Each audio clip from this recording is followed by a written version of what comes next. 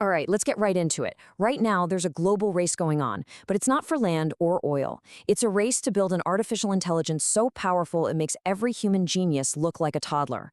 It's called superintelligence, and whoever wins this race could literally reshape our entire world.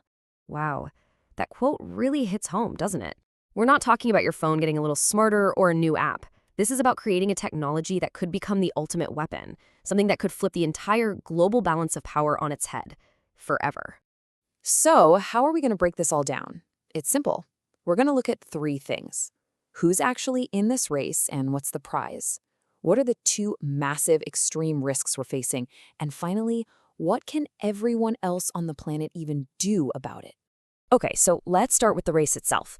At its heart, this is a showdown between the United States and China. And you've got to understand, for them, this isn't about bragging rights. This is about grabbing the steering wheel of the future. So what is superintelligence really? It's pretty straightforward. An AI that's smarter than any human.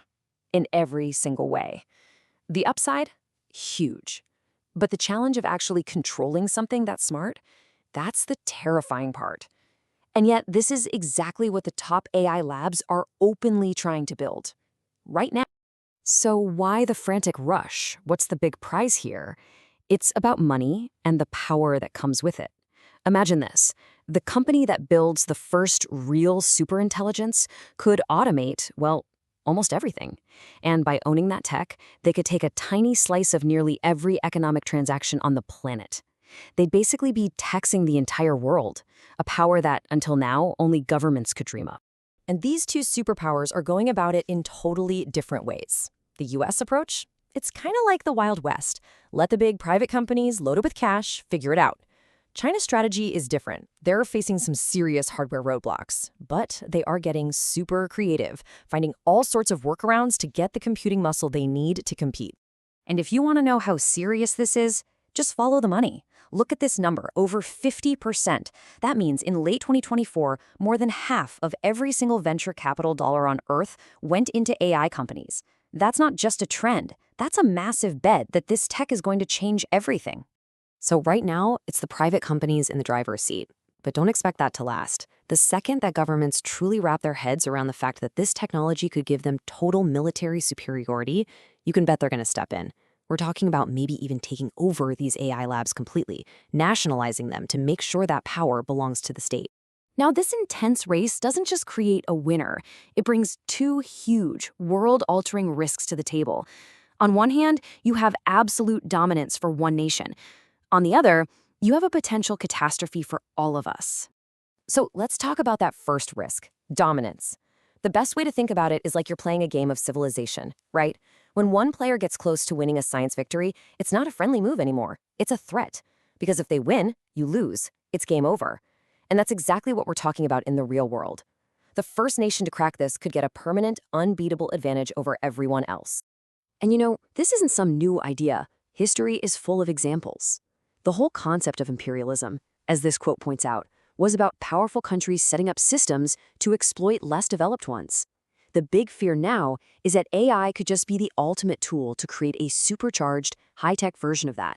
Which leads us to this terrifying term, digital colonialism.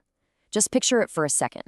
A future where all this incredible AI power is concentrated in the hands of a few people in one country. They could access all the data, all the ideas, all the secrets from around the globe. That's a level of control that makes old-school colonialism look like child's play. But what if the winner doesn't actually win? What if nobody does? That brings us to the second, even scarier risk. Here's the raw, honest truth. Nobody knows for sure if we can even control an AI that's that much smarter than us. We've never done this before. There's no instruction manual, no guaranteed safety switch. And this quote just puts it so perfectly, doesn't it? It's just common sense, right? Why would any species intentionally create its own, much smarter successor without being 100% sure it could stay in charge? And listen, this isn't just wild speculation. The people who are actually building this stuff have a term for it. They call it their P-doom, their personal probability of doom. It's literally their own guess on the chances that AI leads to human extinction. When the builders are using language like that, you know it's serious. So we've got these two nightmare scenarios on the table. But what if you're not the US or China? What if you're one of the other 190-something countries in the world? For them, this whole thing is a terrifying spectator sport. And that puts them in an impossible position. It's the outsider's dilemma. Think about it. If your rival gets superintelligence first, you lose. You could become their permanent subject. But if your rival messes up and loses control of their AI, you also lose, because an out-of-control AI could destroy everyone everywhere. It's the ultimate lose-lose situation. So if you're facing that, what do you do? Well, some strategists are talking about a really drastic option called maiming. And it is exactly what it sounds like, actively trying to sabotage a rival's AI project. This could be anything from cyber attacks and data poisoning to good old-fashioned spying, or even, and people are seriously talking about this, physically bombing the data centers. Okay, so where does all this leave us? It feels like there are 4 main roads we could go down. Path 1 is the one we're on now, just rolling the dice and hoping for the best. Path 2 is trying to get everyone to agree to some controls, but that's a huge coordination problem.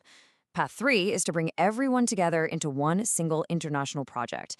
And Path 4, the nuclear option basically, is to stop it all, maybe even destroy the hardware that makes it possible. And here's the giant catch, the big problem.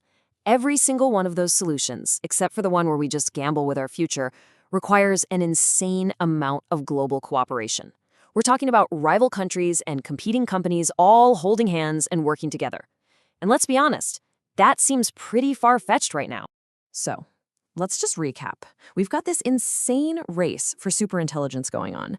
The winner could literally rule the world, but the race itself could accidentally lead to everyone's destruction.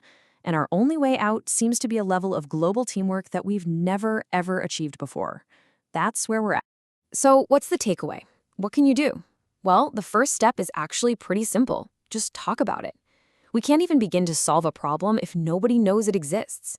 The only way we get real action is if enough people start discussing these risks and pushing our leaders to actually pay attention.